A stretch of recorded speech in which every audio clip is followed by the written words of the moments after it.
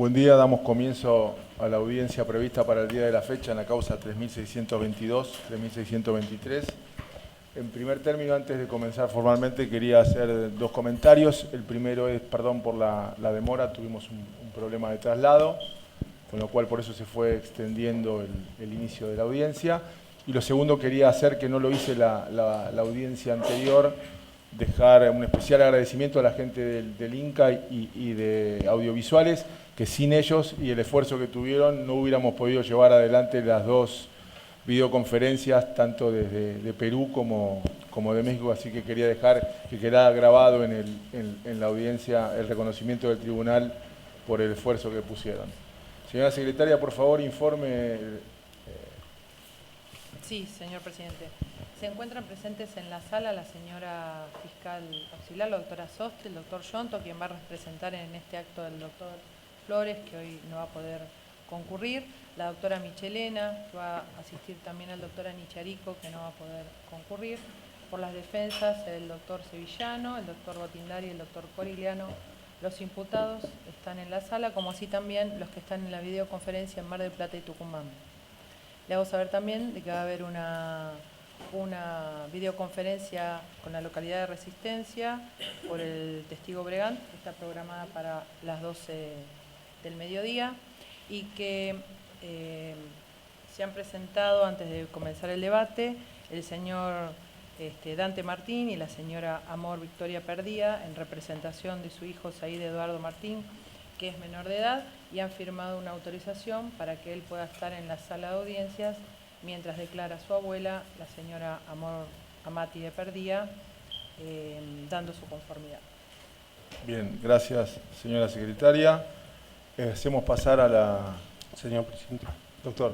Voy a solicitar la dispensa de mi asistido. Bien. Doctor Botindari. Sí, lo mismo, señor Bien. presidente. Los señores están dispensados, igual que los señores de Mar del Plata y Tucumán.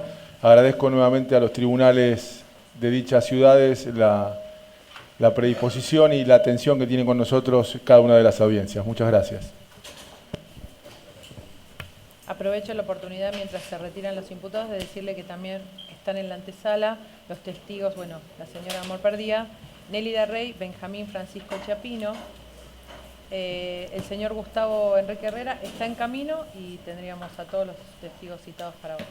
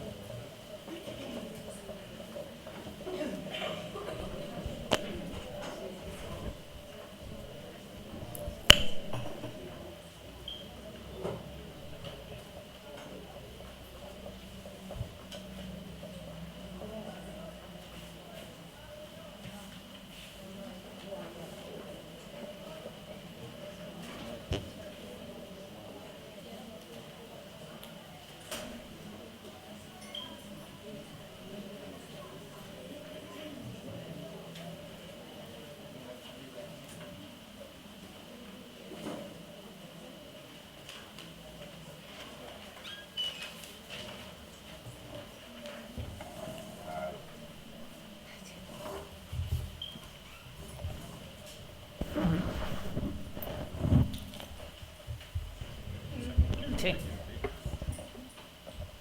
Buen día. Buenos días. Antes, una cosita formal que nos quedó pendiente, no tiene que ver con usted. Doctor, para que quede constancia en la grabación, usted representa al doctor Flores, que tuvo un imprevisto hoy. Sí, asumo la representación Bien. de esa querella. Doctora, por el doctor Anicharico, usted le hace lo propio. Exactamente. Sí. Muchas gracias. Ahora sí, formalmente, buen día, señora. Buenos días. Este es el Tribunal Oral Federal número 4 de San Martín. La hemos convocado en la causa 3622-3623 a los efectos de que usted preste declaración testimonial. Esta declaración testimonial ha sido solicitada por la Fiscalía y las querellas. Esta situación de tener que declarar como testigo en una causa la obliga a usted a manifestarse con la verdad. Sí. Si no lo Sí. hiciere, incurriría o podría incurrir en el delito de falso testimonio, cuyas penas privativas de la libertad alcanzan los 10 años de prisión. Técnicamente, el falso testimonio es afirmar una falsedad, negar o callar la verdad, aunque sea en una parte de ella. Yo le voy a nombrar una serie de personas y usted me dirá si las conoce, si no las conoce. Raúl Muñoz, Jorge Apa, Roberto D'Ambrosi, Jorge Vano, Eduardo Ascheri, Luis Firpo, Alberto Sotomayor, Marcelo Cinto Curtó. ¿Conoce alguno de ellos? No los conozco. Bien. ¿Jura o promete decir la verdad? Juro decir la verdad. Juro. Bien. ¿Su nombre completo? Amor Avelina Amati. Señora Amati, cuando llegó aportó sus datos por secretaría. Sí, Bien. aporté. Yo le cuento la mecánica de la declaración. El micrófono lo tiene para que esté a su servicio y no al revés. Es decir, acomódese, lo único que necesito es que usted me hable siempre al micrófono porque esto se graba. Sí. Le decía, la mecánica es la siguiente: va a comenzar la señora fiscal haciéndole preguntas, continuarán las querellas, nosotros eventualmente alguna pregunta aclaratoria, las defensas tendrán su turno y le harán las preguntas que crean convenientes. Claro. Si se produjera alguna discusión, algún debate, alguna que puede ocurrir entre las partes, usted no manténgase al margen, que nosotros vamos a ordenar el escenario. ¿Sí? Sí.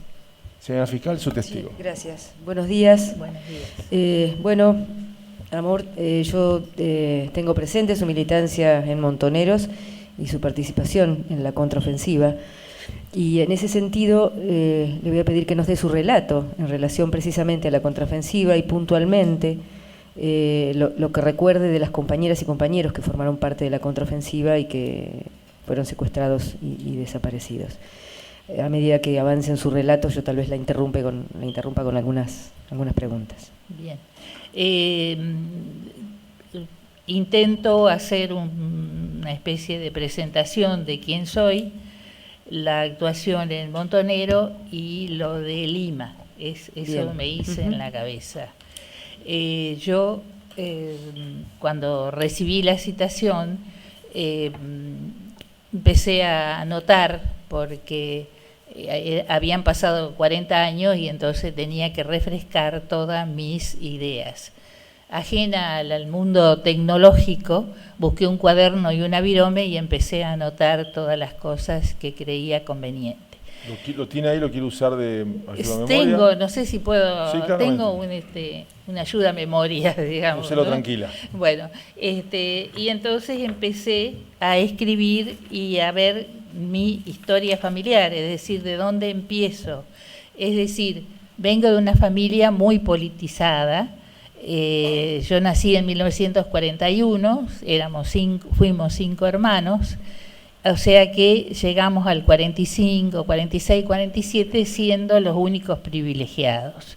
Es decir, entramos en el mundo político a través de toda la estructura familiar. Mi mamá estaba en la unidad básica femenina y mi papá organizó la unidad básica masculina. Es decir, la estructura familiar dependía en todo, en el trabajo social, en trabajar con la comunidad, en trabajar con todos. Éramos una familia que particularmente todos fuimos descubriendo el mundo a través de nuestras posibilidades de trabajar con el otro. Es decir, todo lo que mi papá venía de la parte gremial, sindical, su origen era anarquista, romántico, digamos, de ahí los nombres que tenemos nosotros, amor, libertad y luz, las mujeres. Es decir, era una familia que pensaba más en el otro que en una estructura, y así se armó los 5 hermanos. Después, bueno, vino la escuela secundaria, hicimos la escuela secundaria y me recibí de maestra, y ahí trabajé para hacer mi profesorado. Soy profesora en Ciencias de la Educación, entonces trabajé de maestra para costearme la universidad. La posibilidad de la profesión de Ciencias de la Educación hizo que yo me enfrentara con una realidad sociopolítica rural y urbana. Empecé a trabajar en el norte de la provincia de Santa Fe. También ya ahí fue una militancia más relacionada con los barrios, con el barrio La Cortada, con el trabajo de la escuela. Es decir, la escuela nos permitía el programa, la estructura de la provincia de Santa Fe, es que en el cuarto y quinto año debemos hacer un proyecto de trabajo comunitario. Es decir, la militancia empezó sistemáticamente a través del trabajo barrial. Después eso lo hice hasta el año 70, después nos casamos, me casé con Roberto Perdía, y ahí empezó otro tipo de militancia porque ya fuimos pasando por distintas comunidades. Estuvimos en Salta, en Córdoba, Buenos Aires, es decir, tratábamos de hacer una militancia unida también con un trabajo legal, digamos, para autoabastecernos, ¿no? Es decir, pasé por los distintos cargos docentes hasta la jubilación como supervisora de enseñanza. En cuanto a las tareas, que eso era 60, 70, 75, es la voladura de mi casa. Las 3A y el ejército vuelan la casa y bueno, ahí como que se desarma la familia, ¿no? Es mi hermana que estaba de 6 meses embarazada, bueno, pasan todas esas cosas de que su hija nace prematura, toda una estructura que empieza en el 1975, bueno, después el golpe en el 76, hace que ya la familia empieza a despirrigarse, a irse mi hermana a Francia, es decir, se hace toda una ruptura del núcleo familiar.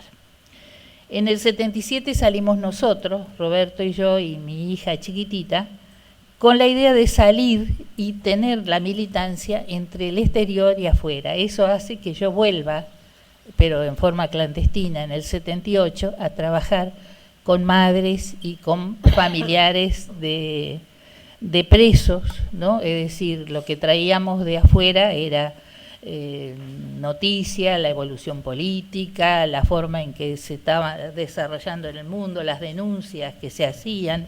Amor, perdón la interrupción. ¿Afuera, en el exterior, dónde? ¿En qué países estuvieron haciendo eso? Básicamente París y Madrid. Donde se hacían las denuncias era básicamente en París, era el centro. Es decir, por eso quería retomar a Adriana Lesgar, que fue con la que más estuve, cómo trabajaba, cómo trataba de hacer su fundación, de lograr fondos para que entraran al país, del material, es decir, todas las cosas que hacían a las necesidades de la gente. Yo una anécdota, un día llego a visitar a una madre y me larga el perro y me dice, ¿usted es policía? No, señora, quería conversar. Bueno, al rato después ya estábamos tomando un té. Pero era tal la sensación, ¿no?, del que venía a hablarles, que pensaban que sería una cosa que los venía a castigar, no a hablar, no a conversar. ¿Le puedo preguntar mencionó Adriana, ¿le puedo preguntar ahora sobre Adriana o prefiere seguir con el relato y le pregunto? Sí, yo prefería terminar un poquito así la historia familiar. Bien. Y después encarar la militancia. Bueno, le decía que salimos en el 78, pero con la idea de salir y entrar, y no un exilio permanente o un exilio de afianzarnos en otro país. Yo después legalmente vuelvo en el 83 y es ahí donde empiezo un juicio para retomar mi cargo titular. Yo era regente del Instituto Superior del Profesorado de Santa Fe cuando me fui y me correspondía, no por exilio ni por nada, sino por una ley que tenía Santa Fe, que un personal titular dentro de los 10 años próximos puede pedir su reingreso. Yo, pasándome en eso, que no hacía 10 años que me había ido del cargo, hago el juicio y bueno, me llevó casi 3 años el juicio mostrando todos los aspectos, porque en el juicio presenté que aparecía en un afiche de buscada, y es difícil bajarse del afiche y pedir reintegro en el cargo. Bueno, todo eso fue toda una estructura hasta que determinaron los jueces que sí, me correspondía el cargo y reingresé. Lo gracioso fue que voy a la policía y me dice, ¿qué viene a buscar? Certificado de buena conducta. Entonces abren el expediente y estaba la foto de buscada, ¿no? Que era una foto mía, y me dice, sí, y vuelvo a los 3 días. Yo vuelvo con ciertos temores a los 3 días a ver qué me decía.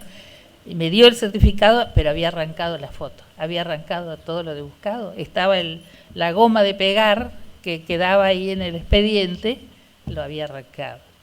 Bueno, yo me reintegro, definitivamente en el 86. Del 83 al 86 trabajé como maestra reemplazante. Bueno, con respecto a la militancia, yo tengo la idea que la militancia política es una lucha y que su éxito depende de una organización. Con esa idea entré en Montoneros. Es decir, si la estructura está fuerte y organizada, tiene una posibilidad de éxito. Así yo entro. Dentro de Montoneros hice 3 actividades. Logística, o sea, acompañar a mi esposo en reuniones y en todas las actividades, lo que suponía hacer infraestructura,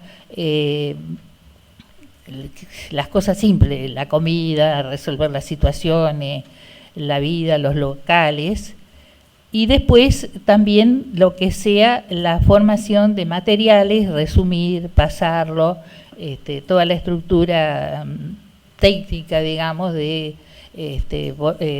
hacer la nota, escribirlas, pasarlas. Después de eso hice el trabajo de los familiares, que eso es lo que me une a Adriana Lesgar, para mí Patricia, y la otra tarea que desempeñé es la organización de la guardería en La Habana, con 2 compañeros que estuvimos ahí. Lo que más quería notar es mi trabajo con familiares de presos políticos. Adriana Lesgar, que es una compañera fundamental en nuestra formación, que residía en París con su hermana y sus sobrinos y su hijo, estaba haciendo toda la defensa ante los organismos internacionales sobre todo lo que sucedía en 1978, 77, 76 acá en el país. Ella es una de las que trabaja para que la CID pueda venir a la Argentina. Su trabajo consistía en redactar el material, los resúmenes, y esos resúmenes llegaban a la Argentina a las madres de los compañeros que estaban presos. Yo esa tarea la hice en 1978, es decir, agosto y septiembre de 1978 estuve aquí en la Argentina visitando, llevando no solamente material, sino también dinero para facilitar la tarea de las mamás de visitar sus hijos, de los presos, todo ese tipo de cosas. Si a lo mejor alguna lo tomaba mal, preguntaba al preso y entonces el preso decía, sí, fulana de tal es una compañera tranquila, podés recibir lo que te ofrece, ¿no? Esa tarea yo quería dejar constancia de una solicitada que se hizo sobre Adriana Lesgar, porque ella desaparece justamente cuando la CID viene acá a Argentina, conversando con los familiares o en una de esas actividades es donde es desaparecida. Entonces se hace... Perdón la interrupción, le voy a preguntar entonces ahora sobre Adriana. Usted la mencionó como Patricia, dijo, para mí es Patricia. Para mí es Patricia. Patricia era el apodo que tenía en la militancia. Sí. ¿Ella cuánto hacía que estaba en el exterior? ¿Estuvo siempre en Europa? O sea, desde ahí... Sí, desde ahí hacía tarea. Ahora, ¿cuándo salió, dice usted, de acá? No, sí lo sabía. No, la verdad que... Y la entrada en el momento en el que ella viene a la Argentina, que después es secuestrada, eso tuvo noción de cuándo ella viene a la Argentina a hacer esta tarea? Sí, yo la última vez que la veo, sí, la veo en Madrid la última vez y conversamos y ella dice que viene acá a Buenos Aires. Sí, eso era marzo más o menos del 79, la última vez que la vi. ¿Y supo si ella venía sola a la Argentina? No. Las entradas a la Argentina tienen la particularidad de que dependían personalmente de cada uno. Es decir, uno sabía qué documento tenía, qué alcance tenía, cuál era. Es decir, se sabía a lo mejor la actividad en general. Sí, vas a ver, fulanito, es decir, cuando yo vine en el 78 ella me dio los nombres y direcciones de algunas mamás para ver. Eso me lo dio ella a mí. Pero eso lo sabía yo. Y sabía cuando usted ingresó a la Argentina, claro, ingresó por donde usted eligió ingresar. Claro. Sí, donde yo sola hice esa estructura, ¿no? Que era una forma también de resguardarse, una forma de nosotros le decíamos de compartimentarse, ¿no? Es decir, uno hacía su estructura y respondía a esa estructura, ¿no? Personal. Y en Europa, en esta actividad de solidaridad, además de Adriana era la que la coordinaba, la que organizaba. ¿Recuerda que otros compañeros o compañeras estaban? Sí, pero no me recuerdo el nombre, me recuerdo la cara a lo mejor de la otra o compañera que entró con ella entraba con otra compañera, que uno con el tiempo lo lee, pero no sabría. ¿O alguna no le pido nombres porque por ahí sí, no lo sabía, pero si se acuerda algún apodo. No. Y con relación a Adriana, ¿ustedes cómo se enteran del secuestro? ¿Cómo supieron? ¿Qué fue lo que sucedió? Y nos enteramos por las denuncias, porque por ejemplo, esta solicitada es a un mes de la desaparición. Es decir, no teníamos a lo mejor una información rápida, pero uno se entera a los días de la desaparición, ¿no? Básicamente por los medios de comunicaciones, porque enseguida salió, ¿no? ¿Nos quiere recordar qué es lo que dice la...? Me gustaría dejarla a la solicitada, no sé si es posible. ¿Sí? ¿Sí es posible? Y es firmada por todo lo que en ese momento era una defensa de los derechos humanos de varios países, ¿no? Esa publicación es del diario El Día de México, ¿no? La característica de Adriana básicamente es el trabajo con la gente, siempre, esa es la particularidad. No sé si la formación en ciencias de la educación nos da esa característica o nos daba en aquel entonces, ¿no? Adriana, es decir, el trabajo con la comunidad. Adriana también se dedicaba, sí, estaba formada. Es también recibida en ciencias de la educación, Adriana. Claro que en Córdoba, yo en Santa Fe, pero bueno. Adriana era de Córdoba. Adriana era de Córdoba. ¿Recuerda qué edad tenía? ¿Qué? ¿Cuántos años tenía cuando...? Y tiene 10 menos que yo, así que eso fue 79. Y en relación al secuestro, ¿qué se enteró? ¿Cómo fue ese secuestro? Y nos enteramos de que fue tomada, digamos, de las conversaciones con la madre, del lugar donde estaba la CIT, ¿no? Ella tenía la idea de llegar a la CIT en Buenos Aires con su nombre, llegar y presentarse, digamos, es una cosa, un deseo, un objetivo, digamos, que tenía, ¿no? Yo pienso que hizo todo, dejar su hijo allá con la hermana, pensando en que existía la posibilidad, estando la CIT acá en Buenos Aires, de poder hacer una denuncia formal, decir, yo tengo todas estas denuncias internacionales, no estoy inventando nada, estoy con la gente, ¿no? Estoy haciendo esto. Bien. No sé si... Sí, Sí, a sí, ver. sí, no, Sí. por ahora de eso, en relación a Adrián, no tengo más preguntas. Sí, de mi visita acá a Argentina a los compañeros, básicamente se entregaban materiales y algunos recursos económicos. Eso era fundamental. Caminé por Buenos Aires, Córdoba y Santa Fe visitando madres, ¿no? Y bueno, recién era el 78, recién se estaban formando las madres. La otra actividad que desempeñé fue el trabajo en la guardería, ¿no? En la guardería partimos desde Madrid, en el año a principio del 79, con un grupo de niños que ya estaban en casi una guardería, pero que daba más seguridad hacerla en la ciudad de La Habana. Es decir, ahí teníamos más seguridad con los chicos. Eran los hijos de compañeros que aceptaban o que habían elegido participar de la contraofensiva.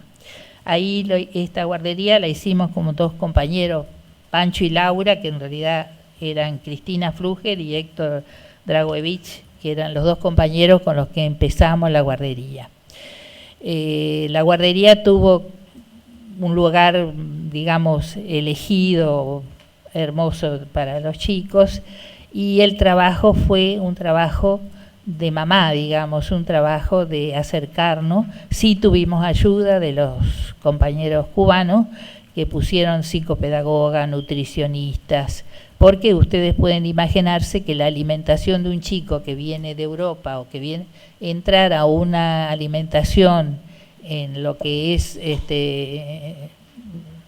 no sé, el Caribe, una cosa así, es totalmente distinto. Los chicos pudieron tener colitis por la alimentación, por el tipo de fruta, una serie de cosas que siempre tuvimos el apoyo de todas las personas que tenían un cierto nivel, ya sean psicólogas, nutricionistas, porque tuvimos que adaptarnos, tanto los adultos como los niños, a esa realidad alimenticia, si usted quiere, y después la estructura. Los chicos fueron a las guarderías comunes, que se llaman círculos infantiles, y participaban entre todos en actividades de juegos y de mucho cariño, de mucho custodio. Los papás solían mandarle, permiso, ¿puedo tomar agua? Sí,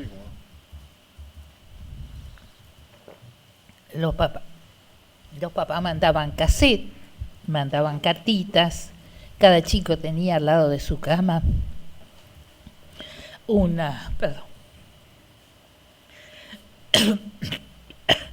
afiche donde ponían la foto de mamá, papá, dibujitos, cosas que hacían que ese lugar se transformara en una casa y no en una guardería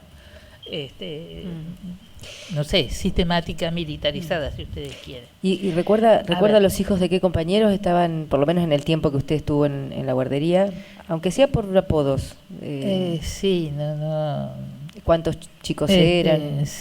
Chicos, más o menos empezamos con unos 25, más o menos, chicos. No, los apodos de los papás, no, O de los chicos, si supo, por ejemplo, los padres en qué momento fueron ingresando a la Argentina, como para tener noción de quiénes eran. Sí, los papás entraban en el 79, ¿no? En 1979.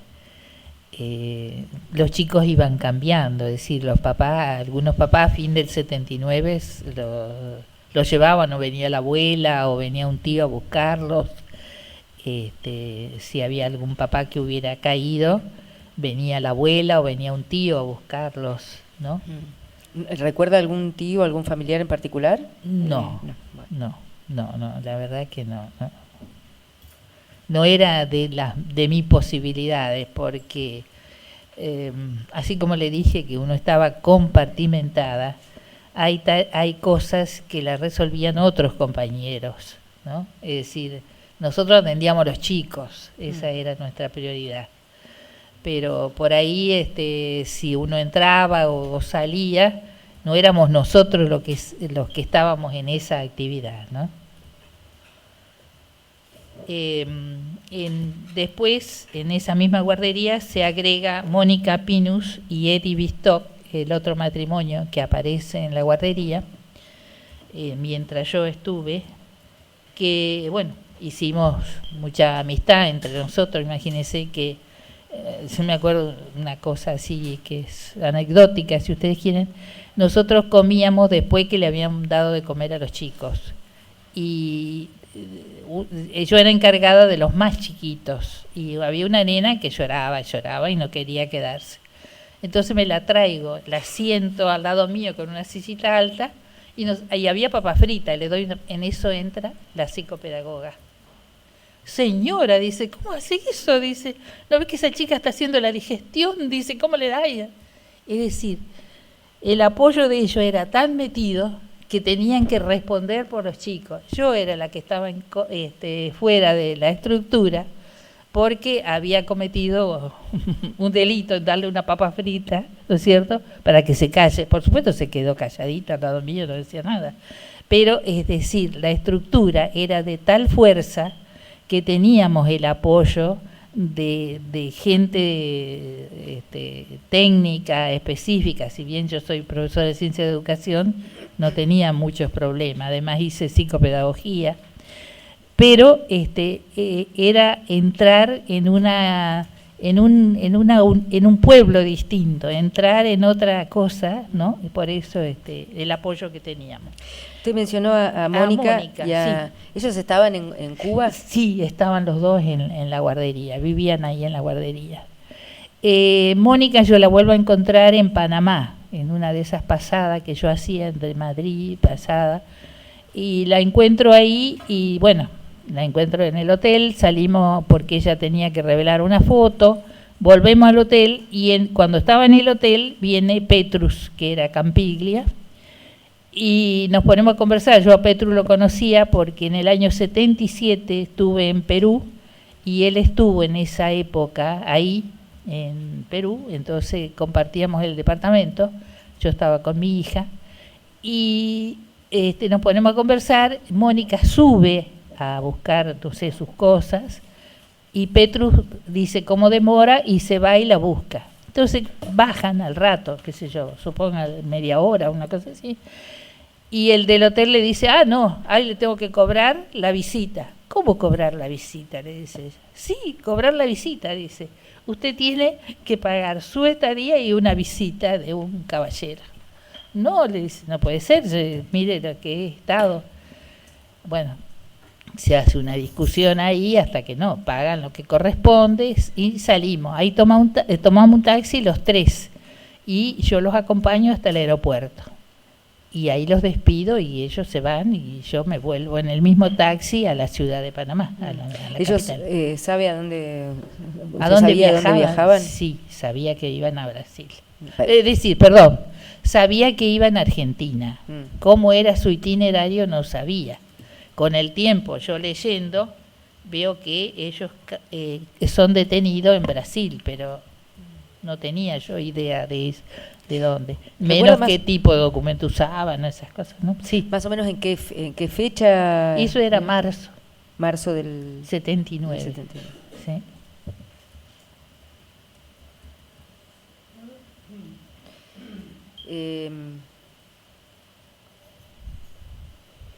Una pregunta, Mónica, ¿recuerda si tenía algún apodo?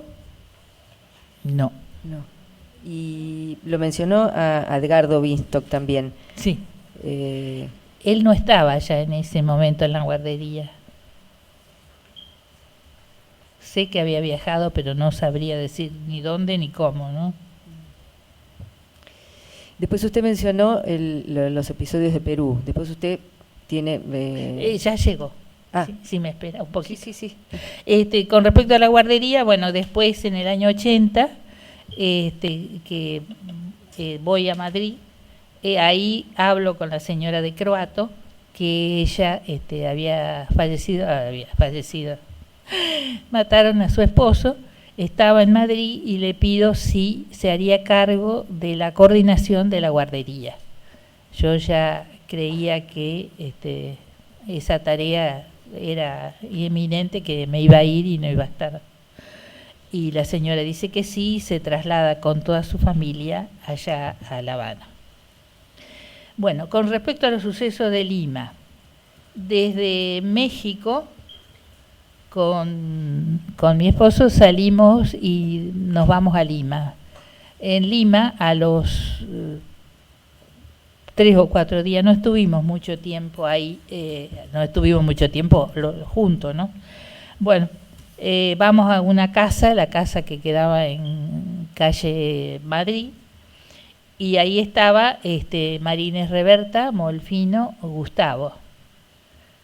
Y cuál era mi función ahí, siempre es apoyo logístico, es decir, en ese momento ellos ya habían alquilado la casa y la oficina, así que yo lo que tenía que hacer era cubrir citas.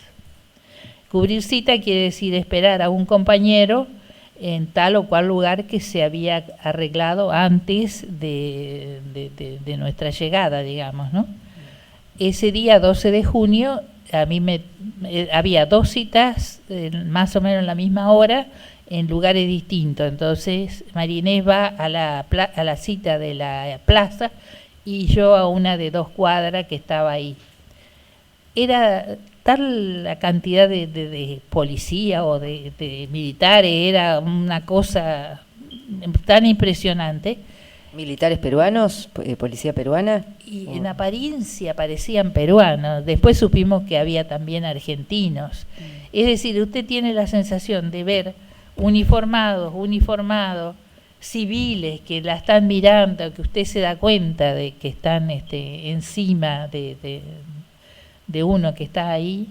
Y no sé, bueno, yo entonces, pasados los 15, 20 minutos que había que esperar en el lugar, empiezo a caminar alrededor. Yo más o menos Lima conocía porque había estado en el año 77.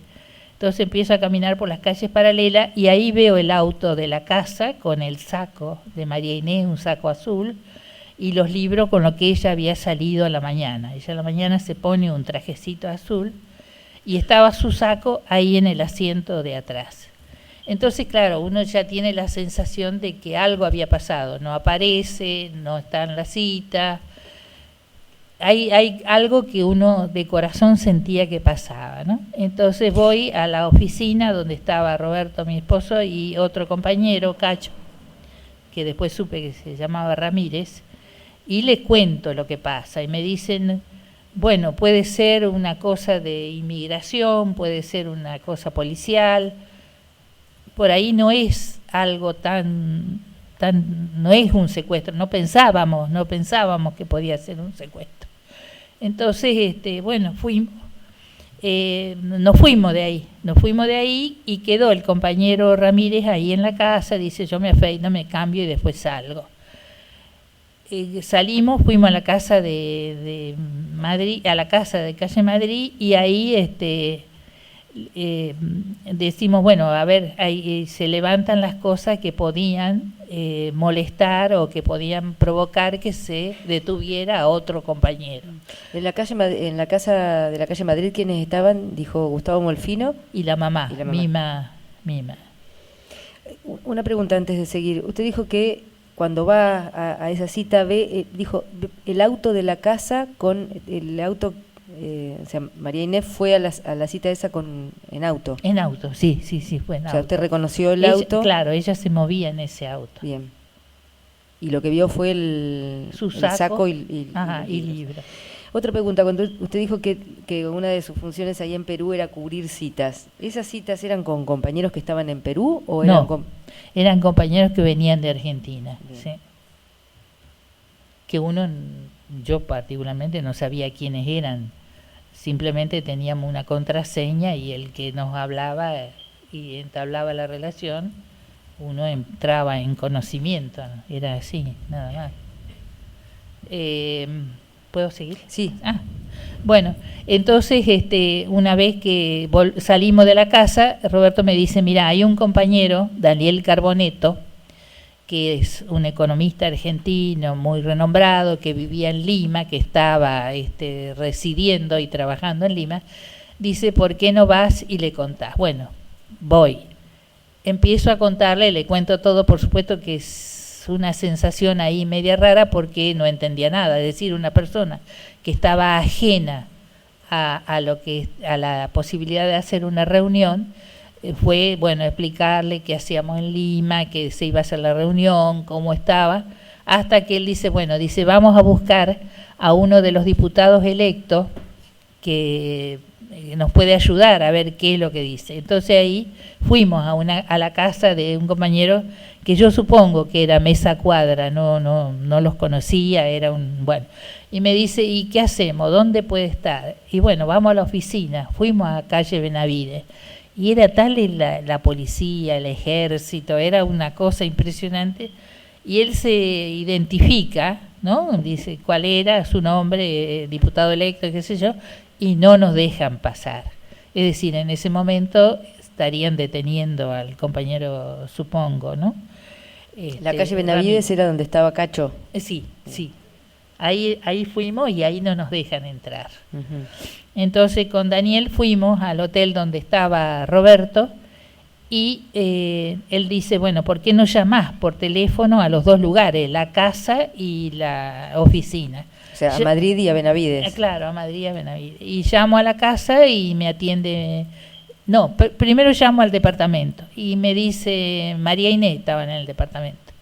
Mira, dice, hoy me trajeron a las nenas, cosa que era absurdo porque las nenas estaban en la guardería de La Habana.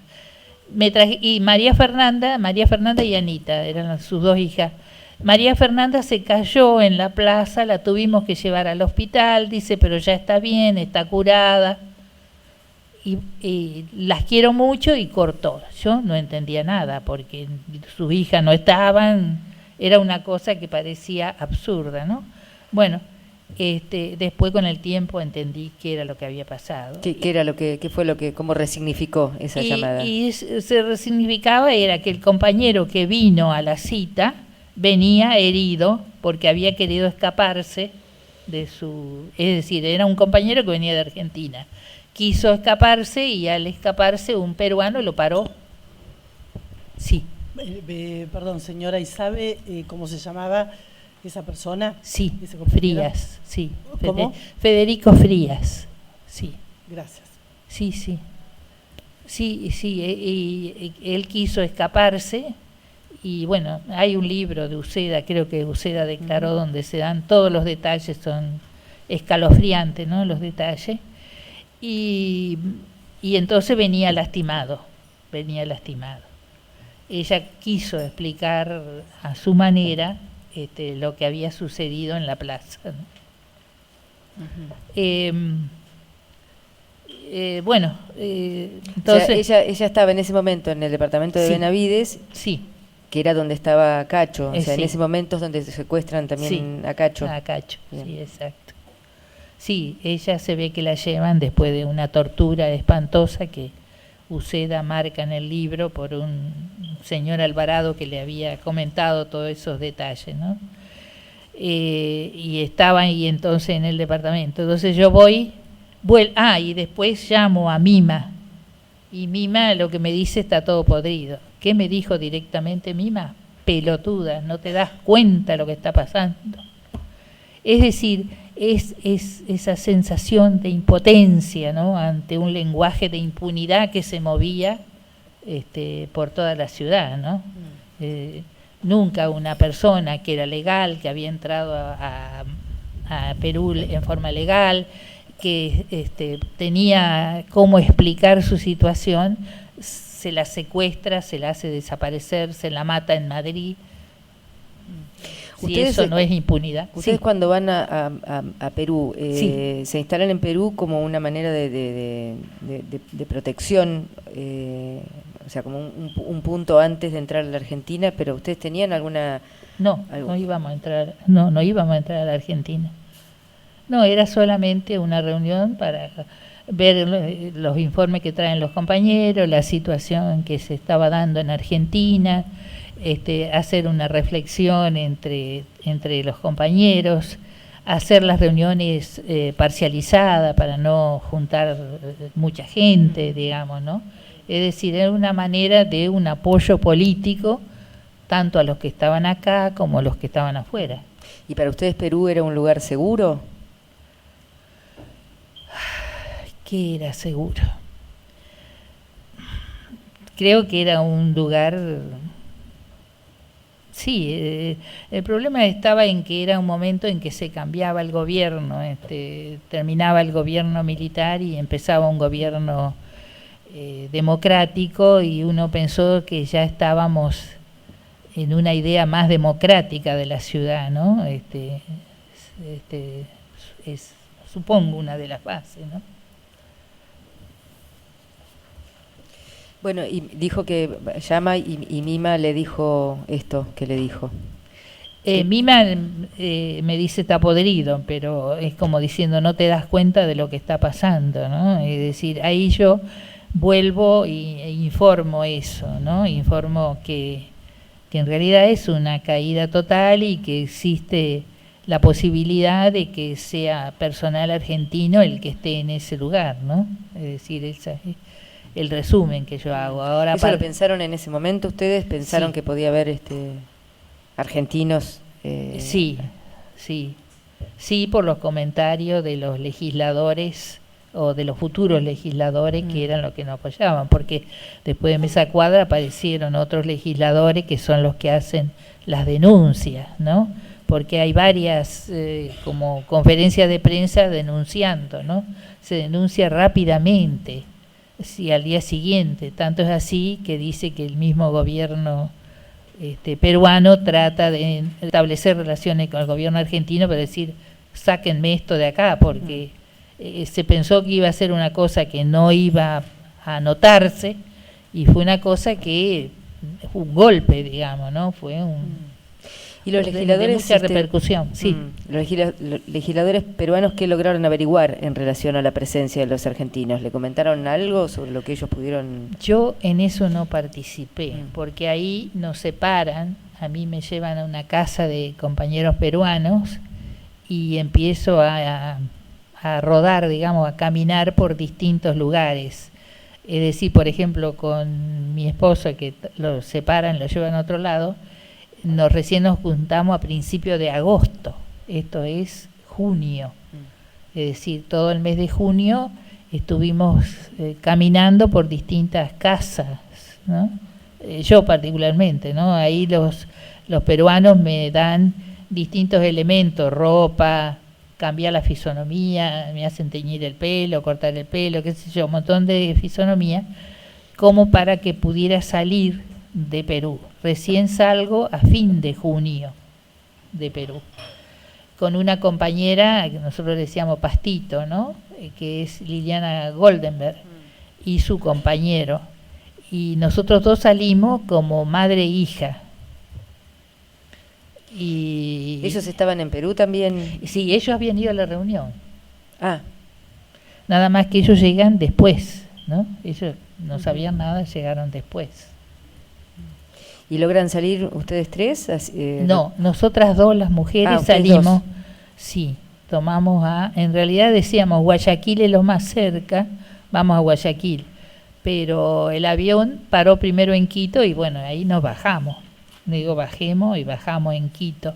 Y ahí nos quedamos esperando a su compañero que fue por tierra. Por tierra quería decir ir tomando colectivos hasta salir de Perú, ¿no? Y bueno, de Quito salimos para México. Pero ya era julio, eso, ¿no? ¿Supo qué pasó después con Pastito y con Escabosa? Supe por las publicaciones, supe que cayeron en Iguazú cuando quisieron volver a entrar a Argentina, pero supe por publicaciones, no por otra cosa, ¿no? ¿Usted a Goldenberg la conocía de antes? Sí, o? sí, de Buenos Aires, sí. Ah. Sí, la conocía. Y en Perú, con relación, ¿supo qué pasó con Gustavo Molfino? Gustavo, y fue así como a mí me llevaron a una casa, a él le llevaban a otra. La idea de los peruanos era tenernos separados como una forma de apoyarnos solidariamente, ¿no? Bueno, ¿recuerda algún otro compañero más que haya formado parte de la contraofensiva y del que quiera mencionar, hacer mención, además de estos que mencionó y de Adrián Alesgar?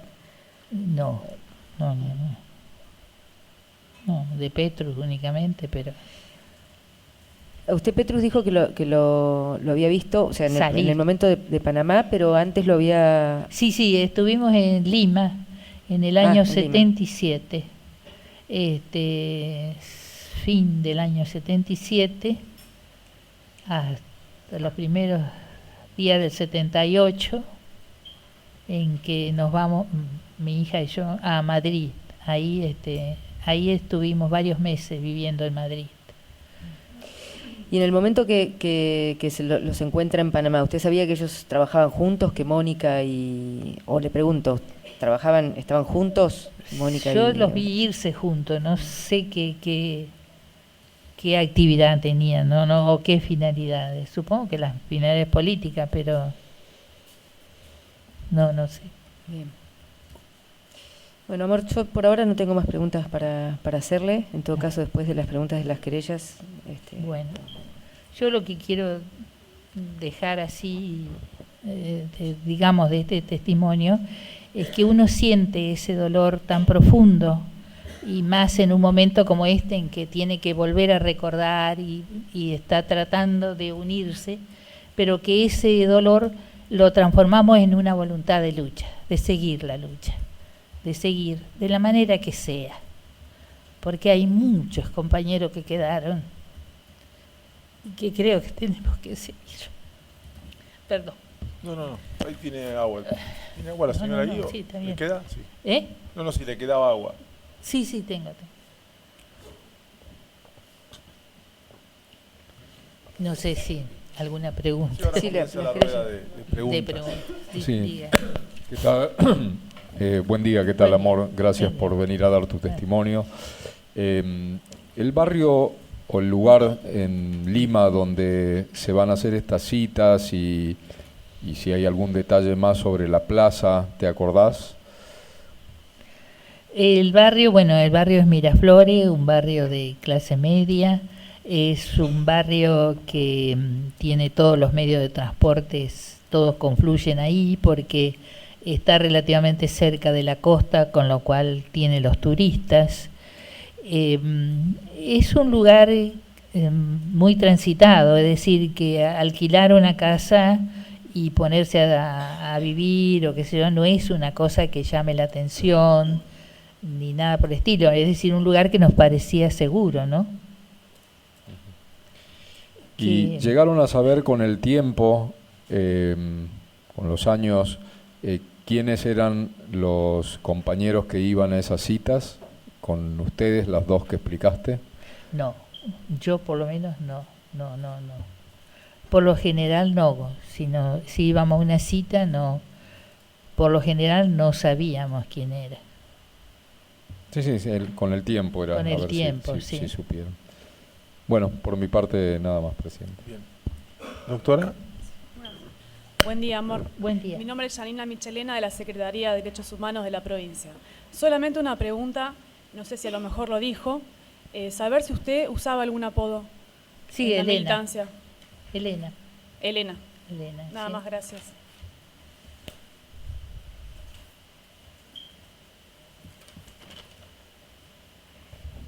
Si no hago preguntas yo, no sé, la defensa aquí. ¿Sí? Bien. Yo quería hacer algunas precisiones. No le quise interrumpir, capaz que hubiera sido lo más prudente ir preguntándole momento a momento, pero bueno, como en la dinámica que se planteó a usted le fue más cómodo hacer el relato, por eso la voy a posiblemente llevar de un lado al otro. ¿Sí?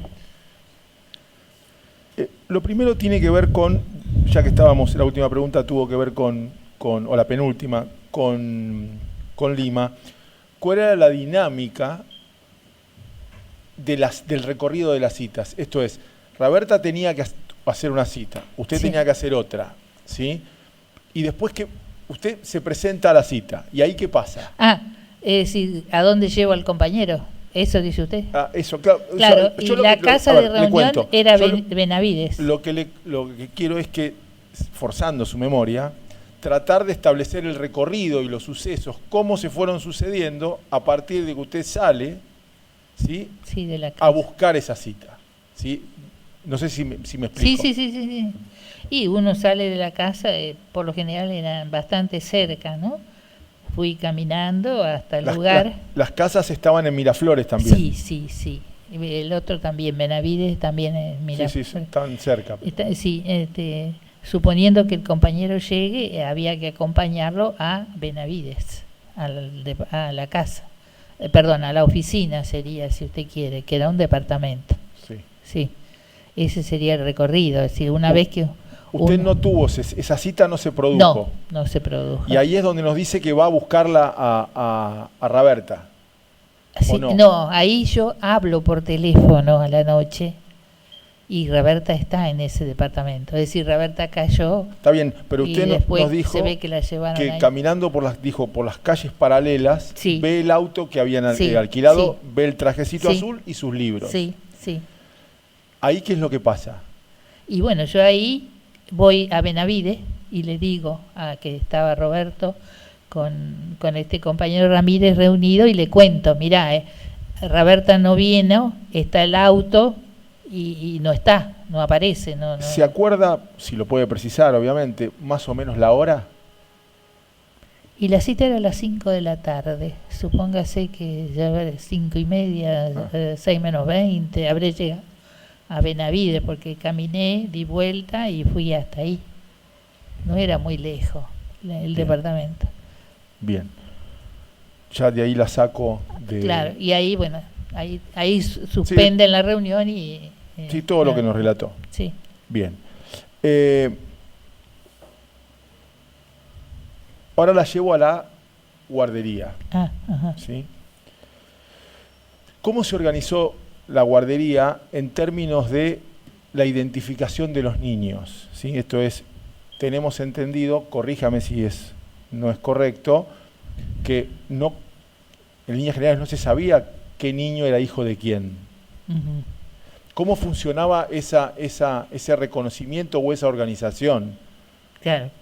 Es decir, nosotros por ahí no sabíamos quién. Claro, bueno, está bien, que eran los encargados de los niños. Claro, ¿no? nosotros estábamos ahí. Pero existía una secretaría donde están los nombres. Es decir, nosotros teníamos los nombres de los chicos. Se trataba de que el chico usara el nombre que es su nombre, ¿no? Sí, por la identidad. Por la identidad del chico, ¿no?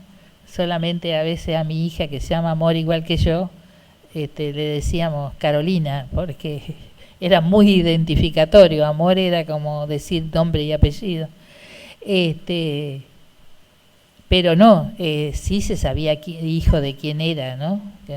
A veces nosotros también nos dábamos cuenta, sobre todo porque ellos mandaban cassette con su voz, contándole cuentos y qué sé yo. Entonces ahí sí podían deducir quién era su mamá o su papá, pero no teníamos nosotros un registro como en la escuela de quién es hijo de quién. Claro. Está claro. Pero había un registro. Sí, por supuesto, sí. Bien, sí. Y eso lo tenía la secretaría. Sí. Bien. Sí. Y en ese sentido, de la gente que participó en contraofensiva, ¿hubo un registro? Qué pregunta. Buenísima. No, sí, buenísima, pero no estoy en secretaría yo para saber quién es No, yo no sabría decir eso. Bien. No. Deme un segundo más porque tengo tanto... Sí, tanto... sí, por supuesto. Bien. Usted nos contó esto que los acompaña a Campiglia y a Pinus a salir. Sí. Usted no sabía el itinerario posterior de la salida de... No. ¿Quién sabía, además de usted, que ellos salían ese día? No sé, la verdad es que... O sea, usted los acompaña y tampoco sabía cuál era el destino. No. Bien. ya la voy terminando. El destino final, usted sí había dicho que lo sabía. Argentina. Ah, muy Sí. bien. Usted lo que no sabía era ¿Qué es lo que iban a hacer? cómo iba. Claro. Ah, Sí, sí, sí. Bien. En esta cuestión de logística que usted tiene, Ajá. ¿sí? ¿Qué tiene? En la logística que usted nos contó que ejercía.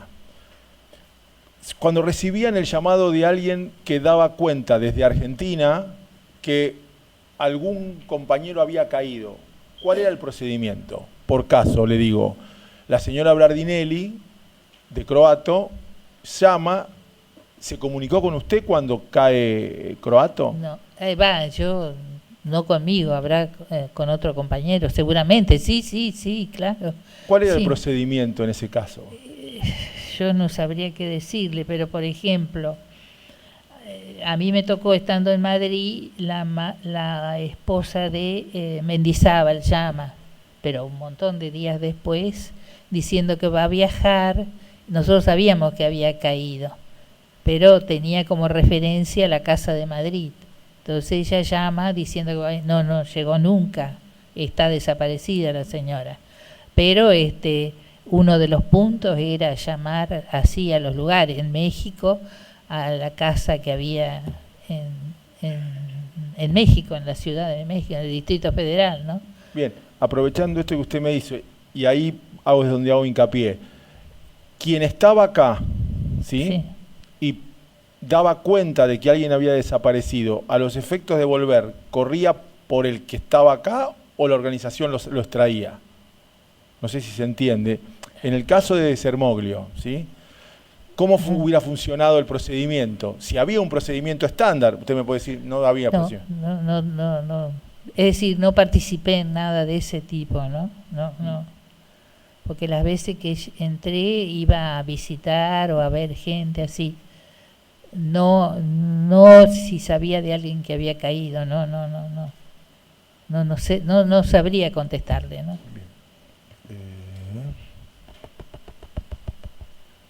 Nada más. Doctor Botindari. Gracias, señora. Buen día. Tenían dos citas, hablo de Lima. Ah, bueno. Tenían dos citas en el mismo horario, cubre una usted y otra la señora de Raberta. Entiendo que Sí. usted dijo que al salir, la primera pregunta, ¿salieron juntas? No. Bien, usted también mencionó que sentía la presencia policial o militar o de agentes, ¿sí? Y usted no tuvo esa cita. No vino nadie a la donde yo fui, no vino nadie. O si vino y vio tantas cosas, no se acercó, no sé, pero... Y usted yo no aún encontré viéndose rodeada, como dice, o vigilada, aún así acudió a esa cita, no dispersó, no hizo ninguna maniobra de dispersión, digamos.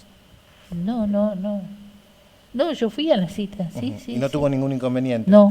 No se dio y volvió a Benavides. Benavides, ¿digo bien? Sí, a Benavides, a contar lo que había visto. Y luego fue a ver el lugar de la cita de la señora Roberta y ve el auto. No, el auto estaba en una calle paralela, no estaba ahí. Por lo general esa era la idea, ¿no? Uno no podía dejar el auto o lo que iba ahí cerca de la cita. Bien. No tengo más preguntas. Yo creo, si entendí, porque tiene que ver con lo que dijo, le preguntó el doctor John. Sí. ¿Usted nunca supo quién tenía que usted...? No, Gracias. nunca. Sí, doctor. Sí, doctor. Señora, esta cita que no tuvo, no se pudo hacer, la suya, después se intentó hacerlo otra vez, ¿sabe cuál fue el motivo? No se intentó porque ya ese mismo día uno se da cuenta de que estaba todo tergiversado, digamos, de alguna manera, ¿no? Ya no se hizo reunión, ya no pasó más nada, ¿no? Es decir, cada uno trató de volverse a su lugar, a su origen, de donde era. O sea, esa fue la última cita acordada por usted. Sí. Está bien, gracias. doctor. Gracias, señor presidente. Buen día, señora.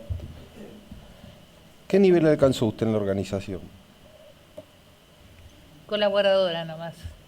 Al micrófono. Colaboradora, nada más, sí, no. Usted explicó que dentro de sus funciones de logística viajaba hacia la Argentina para traer dinero a familiares de detenidos y demás. Sí. ¿De dónde provenía este dinero? Eso es lo que Patricia hacía en París, que existía una fundación, ¿no es cierto?, que estaba la señora de Mitterrand organizando esa fundación, que era de dónde provenía las cosas que uno podía tener, es decir, si te pagaban el pasaje, las cosas que uno podía traer. Pero el dinero que usted le entregaba a los familiares provenía de la fundación. Sí. Perfecto. La llevo a Cuba. Usted Sí. hizo mención y contó la anécdota de la papa frita y creo que dijo textual que el apoyo era muy metido. Sí, ¿Este apoyo de dónde provenía? ¿De particulares o del Estado cubano? del Estado cubano, sí, porque ahí es el tipo de organización que hay, es oficial, digamos, no sé, si no hay institutos privados. La llevo a Perú. Le hago una consulta. ¿Usted recibió un llamado telefónico avisando sobre la desaparición de Raberta? No, ¿La detención de Raberta? recibir, no, yo no recibí. Yo hice un llamado y ella estaba en el departamento. Sí, explicó que lo hizo explicó. incluso estaba con carbón, No, lo que estoy preguntando es si recibió, no si realizó. No, dijo que No recibí. Además en ese momento no había ni celulares ni de qué forma recibir una llamada. Por el momento no tengo más preguntas. Gracias, señor. Doctor Sevillano. Sí, gracias. Buenos días, señora Mati. Vamos en el mismo orden cronológico de su relato, ¿sí? Cuando usted está en la guardería, comentó en un momento que luego va a Panamá, recuerdo bien que dijo. ¿Su función en ese momento seguía siendo, fue un viaje esporádico a Panamá o ya había abandonado la guardería? No, en ese momento no, si estaba en tiempo de organización. No había abandonado. Lo que pasa es que tenía la posibilidad, tenía como tarea, digamos, logística, buscar cierto material o ciertas cosas, y entonces tenía que viajar, pero era de paso, no era que me quedé a vivir en Panamá. En la medida de lo posible, si puede ser más descriptiva, Sí. cuando usted dice cierto material, ¿a qué se refiere con cierto material? Y hay informe, un compañero que está en Argentina hace un informe. O y sea, a buscar dice- informes. Claro, y dice qué es lo que está haciendo. Bien, pero en el caso de Panamá entonces fue una ida esporádica a buscar informes. Sí, Bien. sí, ¿Quién la acompañó o fue sola a Panamá? sola. Yo por Sola. lo general. Bien. ¿Su marido en ese momento dónde estaba? En ese momento. En La Sí, Habana. en sí, La Habana. En La Habana, sí. Usted comentó un incidente relacionado con el hotel, de que le habían querido cobrar a esta pareja o a esta gente algo de dinero extra por la visita y demás. ¿Eso lo recuerda como un dato anecdótico o a usted le parece que tiene algo que ver con lo que luego ocurrió?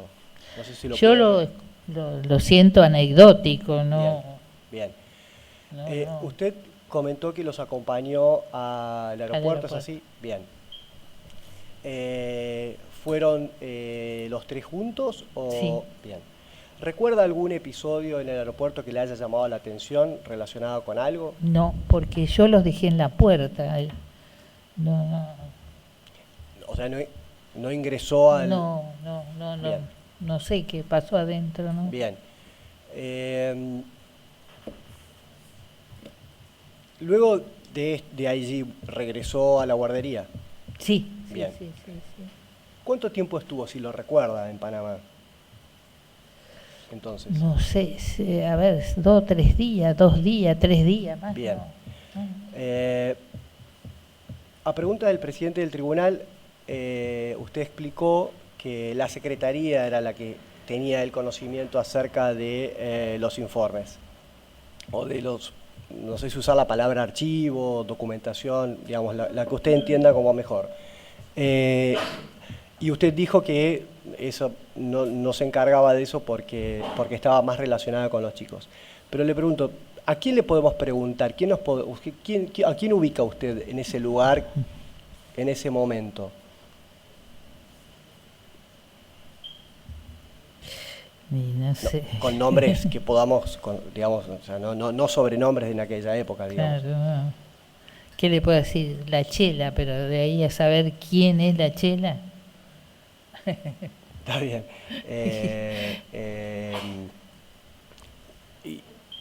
A él, o sea, ¿un solo nombre le suena? ¿No le suena ningún otro nombre más? No. Bien. No. Bueno. Perdóneme, doctor, ¿sabe quién es la Chela? No, a ver, sé que está viviendo en algún país del mundo.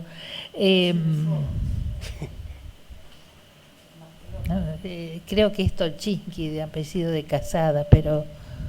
¿Puede ser Silvia Tolchinsky? Puede ser, sí.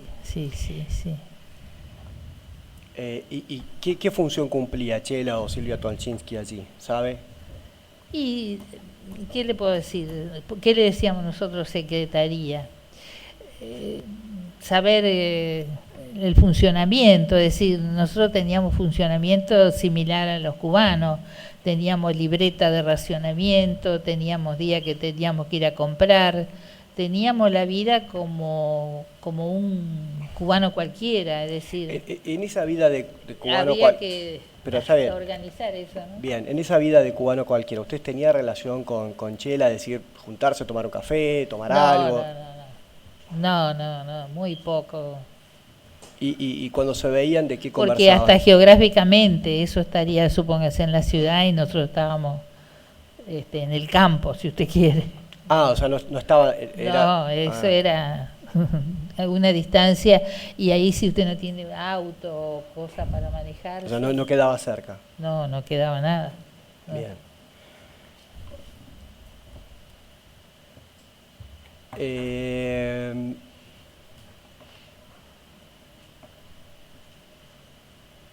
Vamos un poquito a la parte de Lima, ¿sí?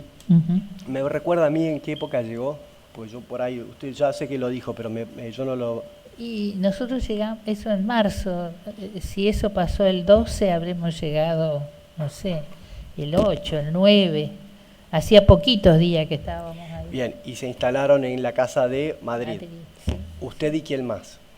Y ahí estaba Molfino. Señor presidente, ya lo dijo, Sí. Yo le pido a la defensa que tome nota de las declaraciones para no volver a preguntarle al testigo lo mismo que ya contó, ya relató, dijo con quiénes vivió, dónde... ¿Quién más vivían, además de usted y su marido, en esa casa? Ya lo dijo. Molfino, mamá y Gustavo y María Inés Raberta. Bien.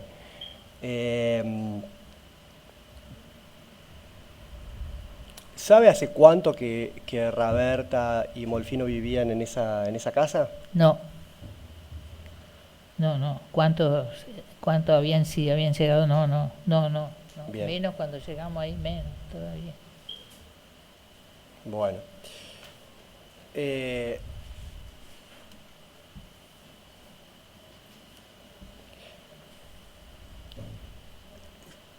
¿En qué lugar lo ubica usted a Gustavo Molfino en los hechos que usted contó recién cuando fue a la oficina, como usted dijo, de la calle Benavides? Gustavo Molfino, si recuerdo, ¿dónde estaba en ese momento? En ese momento no sabría. Nosotros después de la oficina de Benavides volvemos a la casa de Madrid y ahí sí estaba con su mamá. Volvemos. ¿Quiénes vuelven? Roberto y yo. Roberto Perdía y yo. ¿Y ahí estaba Gustavo? Sí, con su mamá. Con su mamá. Sí. Y ahí todavía creíamos que era una cosa simple que podía pasar.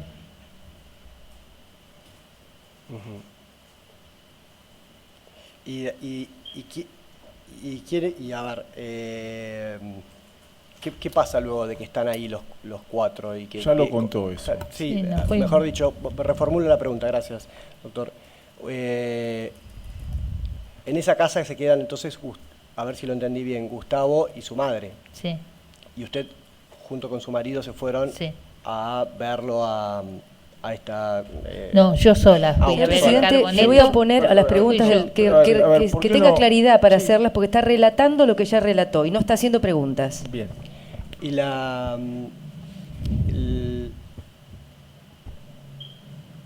¿Qué opinaba Gustavo en ese momento? ¿Qué le preguntaba? No, señora, no tengo idea. Me opongo a la pregunta. ¿Cómo va a preguntar lo que opina otra persona? Respondió igual. ¿Por qué no tratamos de circunscribir la pregunta? ¿Gustavo les pidió algo que hicieran ustedes en relación a Roberta? O algo? No, Gustavo era mucho más joven, si usted quiere, estaba con su mamá, es decir, no.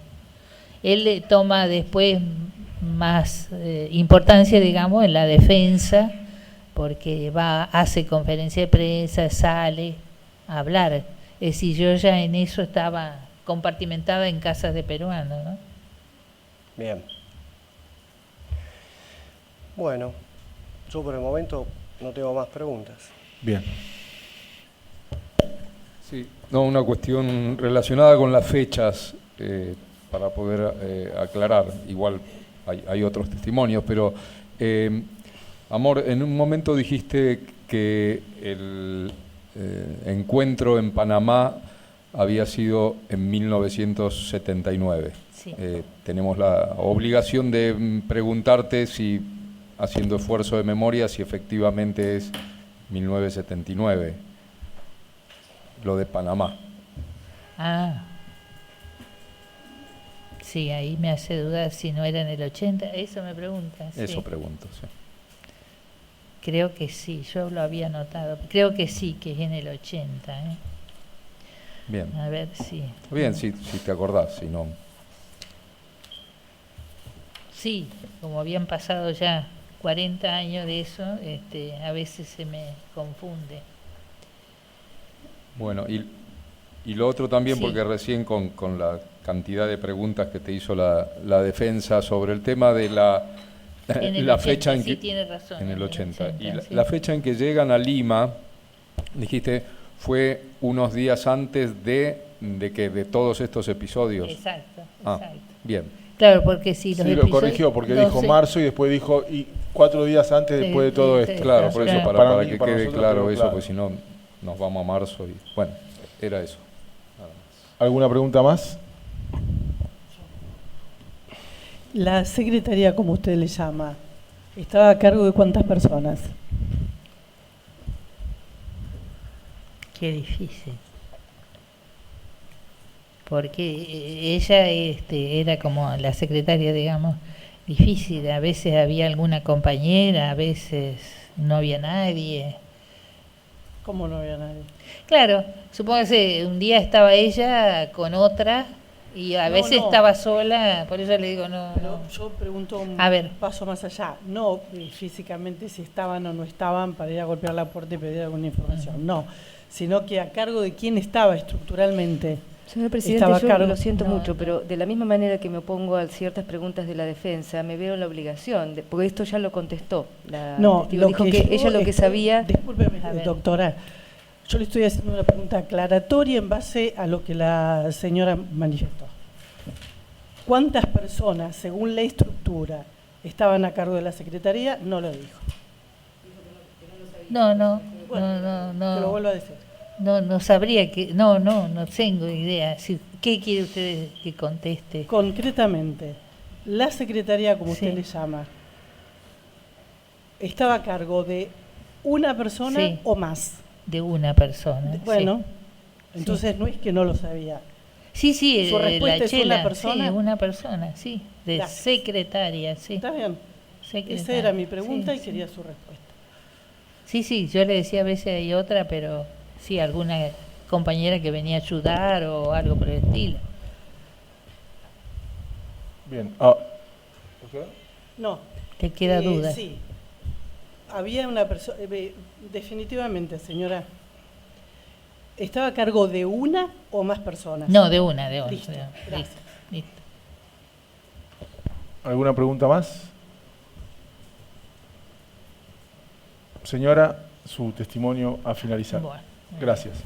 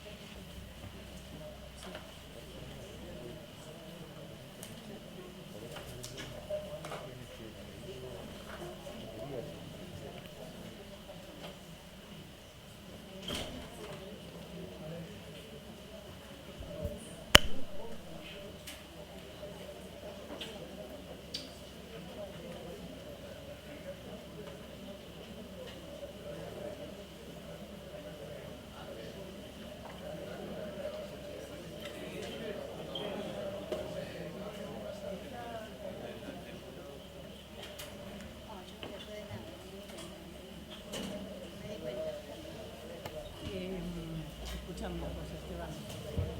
Que hay más menores igual. No era uno solo, eran tres. No.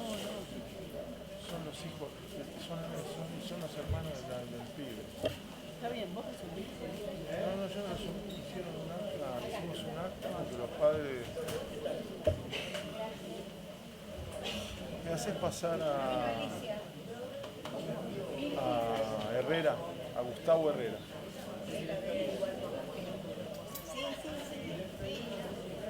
Esta videoconferencia está, sí. Porque estaba viniendo. ¿Quiere ir al baño? Sí. Hacemos un breve intermedio de 3 minutos por cuestiones, vuelos técnicos y seguimos.